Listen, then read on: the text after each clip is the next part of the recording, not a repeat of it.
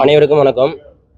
நாமக்கல் மாவட்டம் ராசிபுரம் வட்டம் நாரைக்கிணறு அன்சர்வே பிளாக்கை வந்து 1954ஆம் ஆண்டு வந்து காப்போனமாக மாற்றுறதுக்கு உண்டான அறிவிப்பை வந்து தமிழக அரசிதழில் வந்து கொடுத்துருக்காங்க. அந்த அறிவிப்பு இன்னைக்கு வரைக்கும் நடைமுறைப்படுத்த முடியாமே இருக்குது.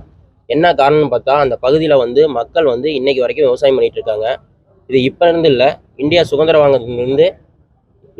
வாங்குறதுக்கு முன்னாடி இருந்து அந்த மக்கள் வந்து அங்கே விவசாயம் பண்ணிட்டு இருந்தாங்க. பல தலைமுறைகளாக இது வந்து அப்படியே தொடர்ச்சியாக நடந்து வருது. இப்போவும் அந்த பகுதியில் வந்து மக்கள் விவசாயம் பண்ணிட்டு இருக்காங்க, குடியிருந்து வராங்க. அரசோட அனைத்து நலத்திட்டங்களும் அந்த பகுதி மக்களுக்கு கிடைச்சிருக்குது.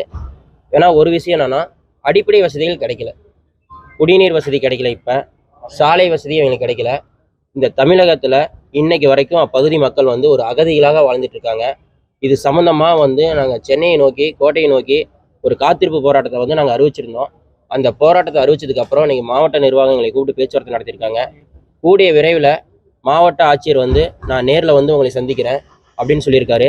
அது மட்டும் இல்லை, நம்ம தொகுதி அமைச்சரும் பொறுப்பு அமைச்சரும் வந்து காலையில் வந்து எங்ககிட்ட அவரோட பிஏ கூப்பிட்டு பேசியிருக்காரு. சனிக்கிழமை வந்து 2 பேருமே வரதா சொல்லியிருக்காங்க. இவங்க 2 பேரும் வந்து பார்த்துட்டு அதுக்கப்புறம் உங்களுக்கு நல்ல முடிவாக நாங்கள் வந்து எடுத்து தரோன்னு சொல்லியிருக்காங்க. அந்த அடிப்படையில் நாங்கள் வந்து சென்னை போகிற திட்டத்தை வந்து நாங்கள் கைவிட்டிருக்கிறோம்.